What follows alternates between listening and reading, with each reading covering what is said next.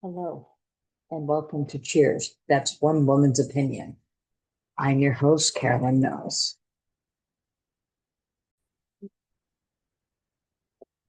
Today we'll be looking at Cheers, Season 1, Episode 16, The Boys in the Bar. This episode first aired on January 27th, 1983. It was directed by James Burrows. It was written by Glenn Charles, Les Charles, James Burrows, Ken Levine, and David Isaacs. The guest cast, Alan Autry as Tom Henderson. And Autry is best known for another great show called In the Heat of the Night. John Fury as Larry, Michael Kearns as Richard, Kenneth Tiger as Fred, Lee Ryan as Bob, Jack Knight as Jack, Thomas Babson as Barney. Some of you may recognize Babson, his name, and even himself, as a later guest star in later episodes where he plays Tom, a lawyer. Well, a person trying to become a lawyer. He's trying to pass the bar exam there. He's one of those for that in season 5. Wesley Thompson as photographer, Shannon Sullivan as reporter number 1, John Bluto as reporter number 2, Harry Anderson as Harry Gitz, or as he's better known as Harry the Hat. I mentioned this last time he was on, but for those that didn't see that episode, or may have forgotten, Anderson died in 2018 from a stroke. He was best known as playing Harry.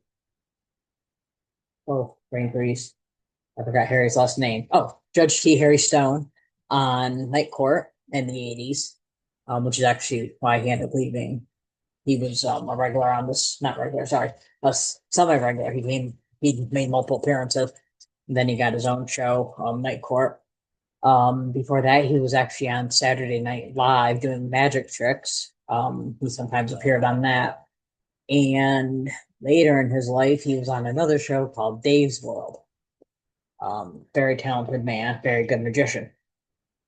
And John Ratzenberger as Cliff Cleveland. Cheers is filmed in front of a live studio audience, was said by George Wendt in this episode. So in our summary, in the cold open, Harry the Hat is playing pool in the pool room. Sam comes back and announces that it's closing time. He is annoyed to see Harry and asks how he got in. Harry says he came in through the back door. When Sam tells him that there is no back door, Harry says that that's my little secret.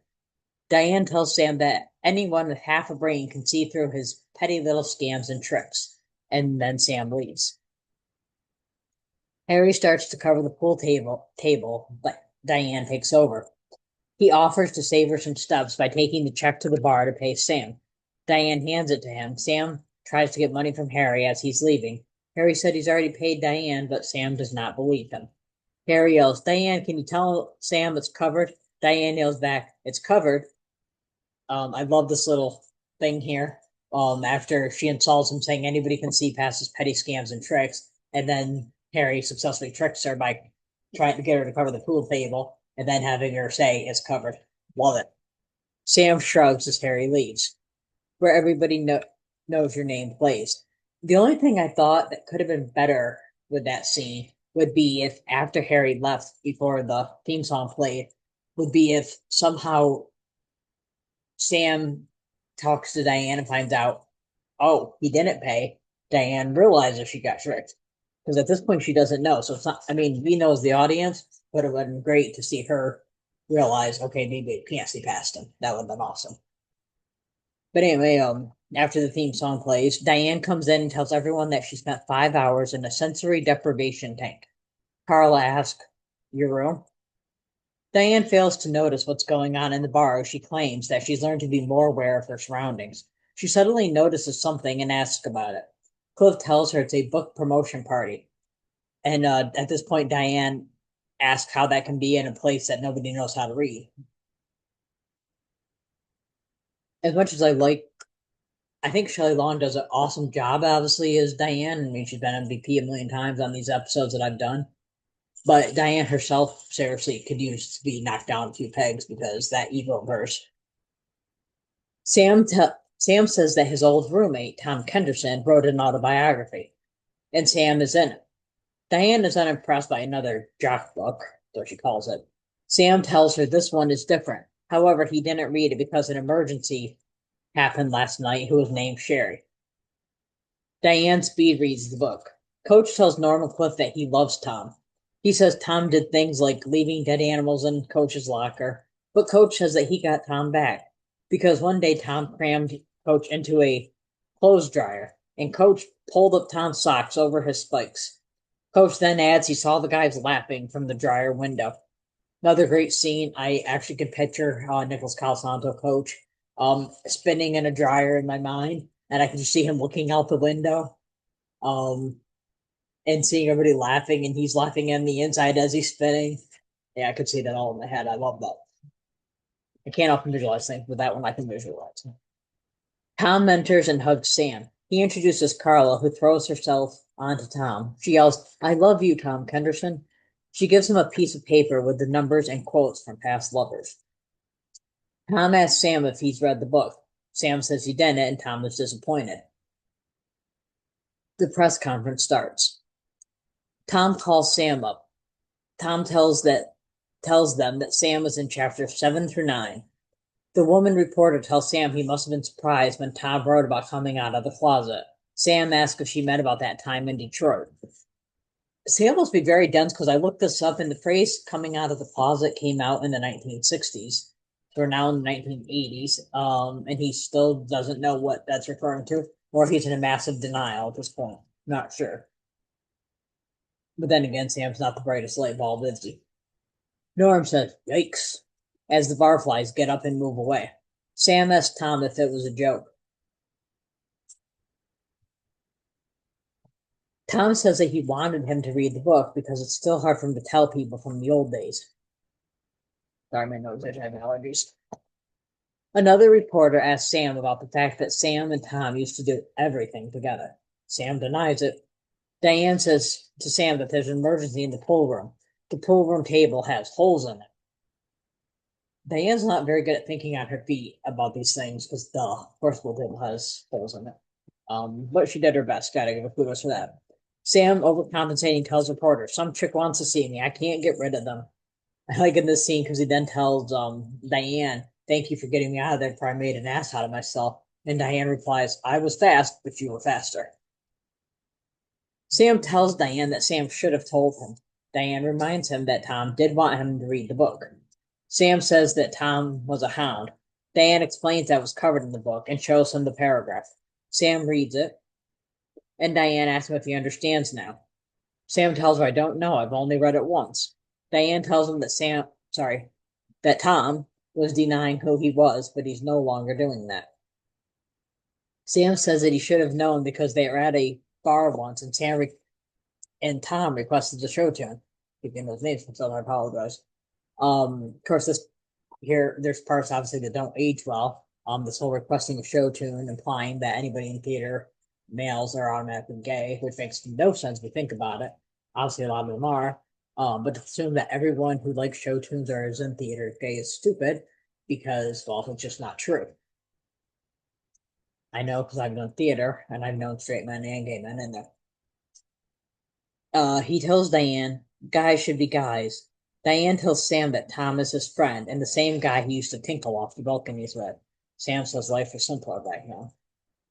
Tom comes in the pool room and apologizes to Sam. He explains that he thought Sam read the book and that everything was cool. As he's leaving, Sam stops him and asks if he still drinks a gin and tonic. And then Sam says that he makes them the way Tom likes them, on the house. Tom thanks Sam. The photographer asks if he can get more pictures of the two.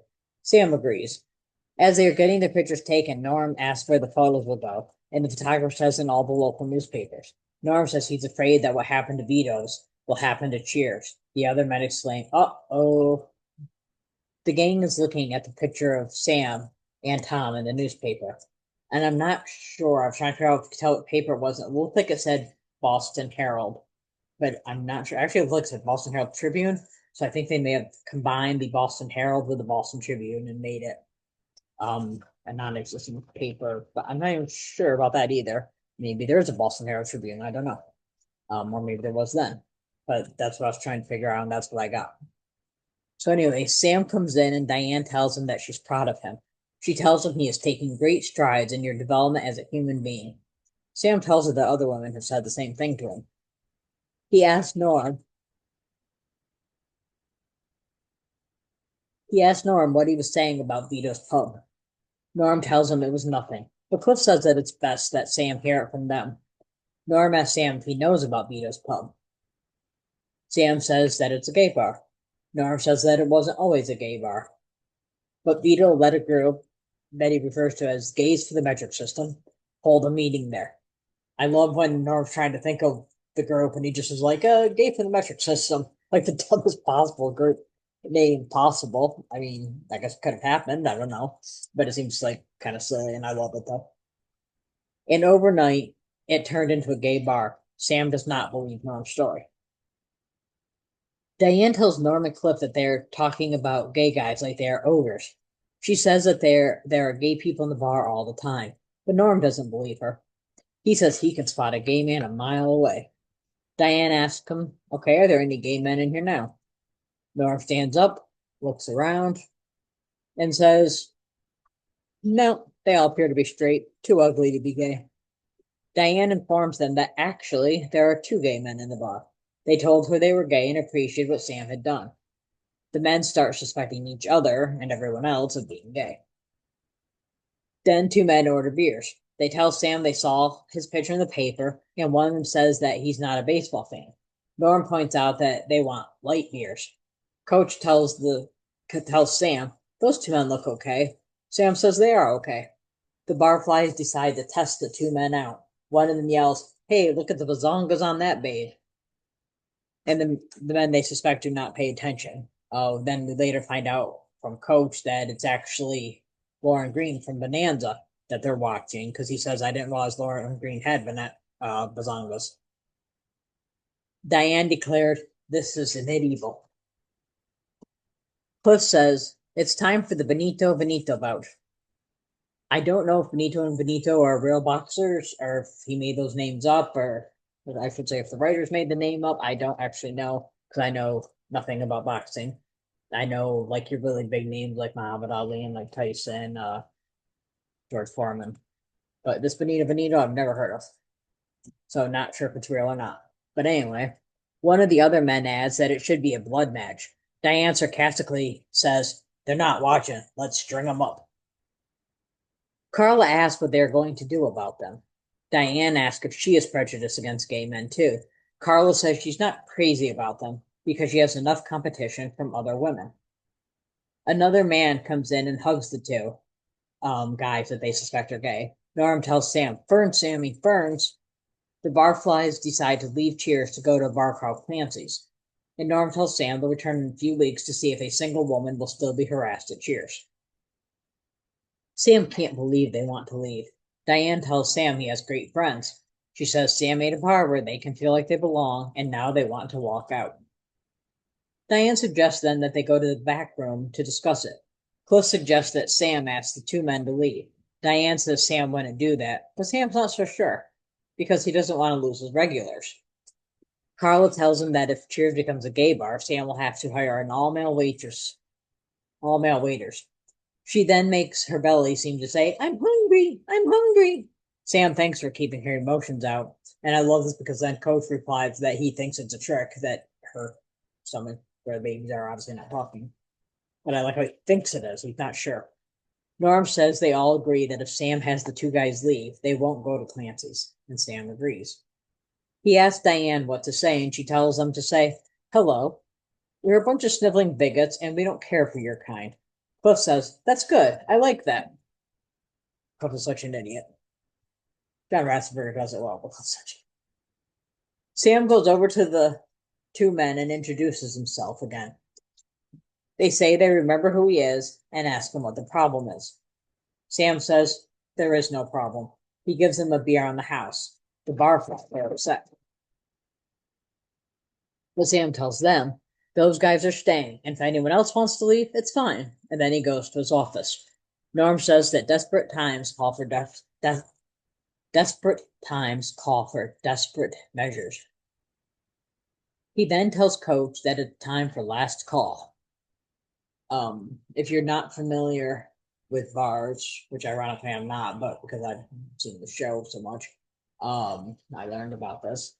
So if you're not familiar, last call is when you have to get your last drink because the bar is about to close. So they won't be serving anymore after that. Coach says that it's only 6:45. Norm says, "Oh, there's no time for last call." The guys think that the guys that they think are gay are confused. Cliff tells them that on the first Thursday of every month, the bar closes early and they all go home to their wives or power tools. He says it's called Viva la Difference evening. Everyone leaves as Sam comes out of the office. Sam wants to know what's going on. Carl explains that the guys tricked the one suspected of being gay out of the bar. The barflies return as Diane comes from the back room. Cliff says they got rid of her friends and that it was Norm's idea. Diane informs Norm that those two men were not gay and adds, "In fact, one of them tried to hit on me earlier." Jack says, "But you said they were." Diane clarifies. She said there were two gay men in the bar, but never said who they were. She says that the guys are still there. Right, guys? The two gay men say, "Right," then kiss Norm on either cheek. Norm responds, "Better than Vera." The line "better than Vera" was actually added after they did a taping rehearsal. I'm not sure what it is. But they were in front of an audience and they did that. It was supposed to end with just the two guys kissing Norm on the cheek, but nobody laughed. So to get the final laugh, they added the line "better than Vera," and then there was a laugh. Because as you know, because they announce it every time that Cheers fun lines to the audience, there's not canned laughter being used. So that's all fabrigenetic. Real. Genuine. That's the word. Discussion. I gave this episode 3.5 out of 5 beer nuts. It's not my favorite, but still very good, and I love seeing Sam's transformation as it progressed during the episode. And therefore, of course, the MVP was Ted Danson. He did an amazing job in this episode. You can see the growth, even if it doesn't last till the next episode. This episode, we see him growing and changing. Favorite line. Norm, you don't know what kind of bar this could turn into. Sam, it's not going to turn into the kind of bar that I have to throw people out of. Diane, that's the noblest proposition you ever dangled. Runner-up favorite line. Sam, bars don't turn gay overnight. Norm, you don't have to believe me. I have scientific proof. Cliff, it happened. Here's a little known fact. This episode was inspired by a real-life former baseball player named Glenn Burke. Burke came out as gay shortly after he retired from baseball. He was the first baseball player to do so. Question of the week. Norm claims that he can spot a gay man a mile away, and then he is proved wrong. Do you think that gaydar is a real thing? If you like this episode, please subscribe, follow, comment, and please answer the question. I like when people do that. And yes, I did ask the question, right? Yes, okay. And you can join the Facebook group on you can join us in the group on Facebook. Cheers, that's One Woman's Opinion. And of course, you can follow us on Instagram at Cheers One Woman Opinions Podcast. And you can email us at cheersonewomanpodcast@gmail.com. Our next episode is Cheers Season 1, Episode 17, Diane's Perfect Date. And that's One Woman's Opinion.